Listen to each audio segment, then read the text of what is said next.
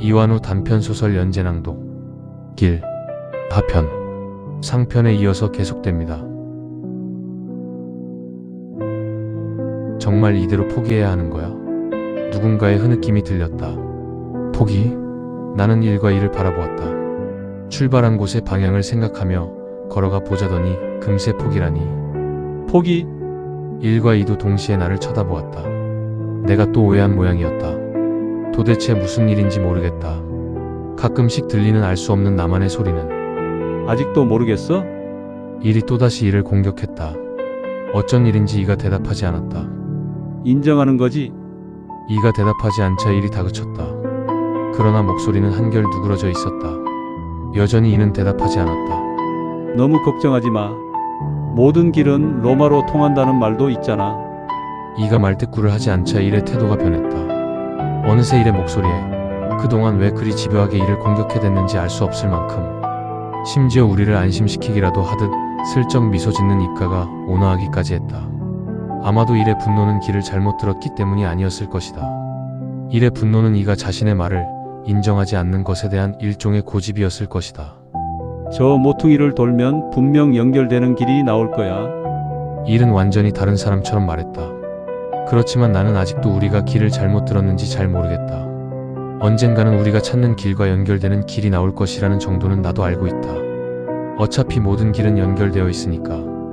다만 그게 언제인가 하는 것이 문제일 뿐. 혹시 저 골짜기를 넘어가면 되지 않을까? 나는 아무렇게나 말했다. 어디? 1이 나를 바라보았다. 말해놓고 나는 후회했다. 거기가 어디든 1은 반드시 반대할 것이므로. 그러면 또 한동안 1과 신경전을 벌여야 한다. 저기, 나는 V자처럼 패인 골짜기를 가리켰다. 엉겁결에 말해놓고 보니 정말 그 골짜기를 넘어가면 무언가 있을 것 같다는 생각이 들었다. 아니야, 거긴. 내 예감이 맞았다. 1은 잠시의 망설임도 없이 내 말을 무시해버렸다. 맞다니까. 오기가 생겼다. 지금 이 순간 진실은 중요하지 않았다. 그냥 1과의 말싸움에서 지기가 싫었다. 아니라니까. 1도 진실은 상관없을 터였다. 그냥 나와의 말싸움에서 이기고 싶었을 것이다. 1은 늘 그랬다. 1이 우리말에 동조한 적은 거의 없었다. 1은 우리말이 무엇이든 일단 반대부터 해놓고 시작했다. 그리고 무조건 자신이 옳아야 했다. 심지어 자신의 말이 틀리다는 것을 안다 해도 그때그때 자신의 말을 조금씩 바꾸어 나갈 뿐 끝까지 인정하는 법이 없었다. 그래서 우리는 만날 때마다 늘 티격태격했다. 우리가 일으키는 충돌은 말하기도 창피한 것들이었다. 예를 들면 우리 중 누군가, 그러니까 2와 나 중 누군가, 그 식당 비싼데 맛있어? 그러면 1은 1초도 지체하지 않고 그 식당 비싸지 않아. 라고 슬쩍 시비를 걸어온다. 그러면 15,000원인데? 15,000원 아냐? 15,000원 맞아? 아니라니까. 그러다 15,000원이라는 것이 확인되면 그러니까 15,000원이 뭐가 비싸. 그 정도면 싼 거지. 이런 식이다. 은근히 스트레스를 받는다. 나는 1에게서 받는 스트레스를 내 친구 L에게 자주 이야기하곤 했다. 위로의 말 한마디를 듣고 싶었을 뿐인데 의외로 L은 그답지 않게 그때마다 정색하고는 그런 나를 한심해했다. 그러고는 결정타를 날려버렸다. 일을 버려. 언젠가부터 L은 그렇게 변했다. 그렇지만 나는 아직 1을 버리지 못하고 있었다. 1과 2를 만나는 일은 유일한 내 바깥 활동이다. 이마저 버리면 나는 세상과 단절한 상태가 되고 마는 것이다. 패소 공포 같은 단절. 1과 2와 나는 일주일에 한 번씩 만나 걷기를 하는 사이였다. 그렇다고 우리 사이가 그렇게 친밀한 관계는 아니었다. 우리는 처음 헬스클럽에서 만났다. 헬스클럽에 등록만 해놓고 자주 나가지 않은 탓에 우리는 서로 얼굴은 알고 있었지만 눈인사도 건넨 적이 없었다. 그러다가 반년쯤 지난 어느 날인가 벚꽃이 핀 호숫길을 걷다가 우연히 1과 마주쳤는데 그냥 지나치기가 어색해서 처음으로 눈인사를 건넨 것이 계기가 되어 헬스클럽에서 만나면 아른 체를 하며 지내는 사이가 되었다. 그러다가 언제부터 우리가 매주 함께 걷게 되었는지, 그리고 언제 어떻게 2가 합류하게 되었는지는 기억이 잘 나지 않는다. 우리는 처음 서로에 대해 알고 있는 것이 별로 없었다. 심지어는 나이나 직업도 잘 몰랐다. 좀 심하게 말하면 우리가 서로에 대해 알고 있는 것은 얼굴과 이름뿐이었다. 그런데 우리가 걷기를 시작한 지 얼마 되지 않아 1에 대해서 많은 것을 알게 되었다. 틈날 때마다 1이 자랑삼아 집안 얘기를 했기 때문이다. 특별한 직업은 없지만 부모로부터 물려받은 재산이 좀 있다는 일과 결혼한 아들 둘에 무슨 회사 부장인가 하는 와이프. 얼마 전 첫째 아들네 손자가 돌이 지났고 곧 둘째 아들네 손자가 100일이 된다는 것까지. 2달 뒤에는 첫째 아들이 전셋집을 떠나 분양받은 아파트로 옮겨간다는 것에서부터 그 집이 분양받을 때보다 몇 억이 올랐는지에 대해서조차 나는 이를 통해 알게 되었던 것이다. 내가 스트레스를 호소할 때마다 엘은 그런 부류의 인간을 만난다는 것은 너도 그런 부류의 인간이라는 증거야. 누굴 원망해? 라고 도발하곤 했다. 하긴 엘의 말이 맞을지도 모르겠다. 나도 그런 인간이니까 우리가 어울리는 것일 것이다. 내가 V자 골짜기를 향해 앞을 섰고 이가 내 뒤를 따랐다. 마지못해 엘도 이의 뒤를 따랐다.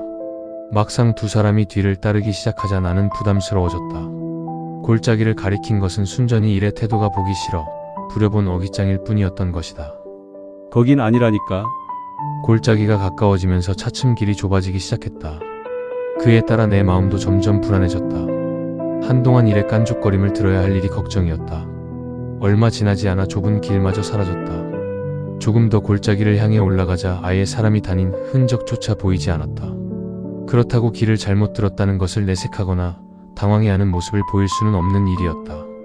일에 대한 대처법 중 가장 효과가 뛰어난 방법은 일처럼 하는 것이라는 사실을 이를 만나는 동안 나는 터득했다. 비록 길을 다 올라가 우리가 원하는 곳으로 연결되는 길이 없다는 것이 밝혀진다 해도 나는 절대 인정하지 않을 요량이었다. 만약 골짜기를 다 오른 뒤 길이 있다면 그 길로 계속 가면 된다고 우기면 되는 것이고, 만약 골짜기 너머에 또 다른 산이나 골짜기가 가로막고 있다면 그곳을 넘으면 된다고 버틸 것이다. 다만 길이 험해 힘이 들 것이라고 슬쩍 되돌아갈 여지를 만들어 상황을 모면하면 되는 것이다. 이것은 내 잘못이 아니다. 일의 자업자득이다. 모르기는 해도 이도 내 편을 들어줄 것이다. 생각보다 일찍 기회가 찾아왔다. 골짜기를 올라갈 필요도 없이 돌아갈 구실이 생겼다. 골짜기에 다다르자 나무처럼 굵어진 잡풀들이 앞을 막았다. 엉겨붙은 잡풀들을 헤치고 앞으로 나가는 일이 쉽지 않을 것 같았다. 일과 두고두고 말싸움을 하지 않아도 될 조건은 충분히 갖추어졌다. 일을 완벽하게 제압하는 것만큼은 아닐 테지만 일에게 굽히지 않아도 된다는 것만으로도 다행스러운 일이었다. 우리는 자연스럽게 걸음을 멈추었다. 혹시 저승으로 가는 길은 아닐까? 이가 먼저 상황 반전을 시도했다. 저승으로 가는 길? 일과 내가 동시에 되물었다. 전설의 고향 같은 거 보면 그렇잖아. 이 길은 저승길, 저 길은 이승길. 이가 골짜기를 올려다보았다. 조금 전까지 바로 앞에 있던 골짜기는 언제부터인지 안개가 피어올라 보이지 않았다. 꼭 그 속으로 빨려 들어갈 것만 같은 생각이 든 것은 아마도 그 모습이 몽환적이기 때문이었을 것이다. 그럼 우리가 죽었다는 말이야? 일이 발끈했다. 아직은 아니지. 죽은 것도 산 것도 아닌 상태라고 봐야지. 말투로 보아 이는 농담을 하고 있는 것은 아닌 것 같았다. 헛소리 말고 되돌아 내려가서 다른 길을 찾아보자. 이 길은 풀이 우거져서 오르기가 쉽지 않아. 일이 혀를 찼다. 몇 시야? 이는 안개에 가린 골짜기를 바라보고 있었다. 휴대폰 시계에 디지털 신호가 2시를 알려주고 있었다. 나는 이 골짜기를 넘어가 보고 싶어졌어. 골짜기 너머에 무엇이 있을지 궁금해. 저승인지 이승인지. 여전히 이는 진지했다. 무슨 헛소리야. 안개가 끼어 앞을 볼 수가 없는 데다가 풀이 엉겨 있어. 아무도 다니지 않았다는 증거야. 아무도 다니지 않았다는 것은 길이 없다는 의미야. 빨리 내려가자니까. 그래, 그만 내려가자. 내가 일의 뒤를 따라 골짜기를 내려가자 이도 할 수 없이 내 뒤를 따랐다. 문득 웃음이 나왔다. 이의 말이 엉뚱하기는 했지만 재미있는 발상이라는 생각도 들었다. 날이 좋고 시간이 있다면 이의 말대로 한번 올라가 보고 싶다는 생각도 들었다. 이가 안 보여. 골짜기를 다 내려왔을 때 이는 보이지 않았다. 골짜기 너머에 대한 미련을 버리지 못하고 뒤처진 모양이야. 찾아 올라가야 하나? 아냐? 놔둬. 곧 뒤따라오겠지. 아니면 골짜기를 넘어가서 만나게 될지도 모르고. 의외로 일은 차분해져 있었다. 그렇다 해도 찾아봐야 하는 거 아니야? 나는 혼자 떨어져 있을 이가 걱정되었다. 문득 이의 말이 맞을지도 모른다는 생각이 들었다. 어쩌면 우리는 지금 이의 말처럼 저승길을 걷고 있는지도 몰라. 그래서 이를 붙잡고 싶어. 나는 언젠가 읽은 코끼리 무덤을 생각했다. 만일 우리가 저승길을 걷고 있는 것이 사실이라면 이는 코끼리처럼 자신이 죽을 곳을 찾아가고 있는 것인지도 모르잖아. 죽을 곳을 찾아간다고? 일이 흠칫 놀랐다. 그렇다 해도 할 수 없어. 사람은 각자 가는 길이 정해져 있는 법이야. 금세 일은 냉정을 되찾았다. 그래도 조금만 기다려보자. 나는 강제로 이를 붙잡았다. 그러나 한참이 지나도 이는 골짜기를 내려오지 않았다. 가자. 얼마쯤을 기다리다 일이 자리에서 일어섰다. 어쩔 수 없이 나도 일의 뒤를 따랐다.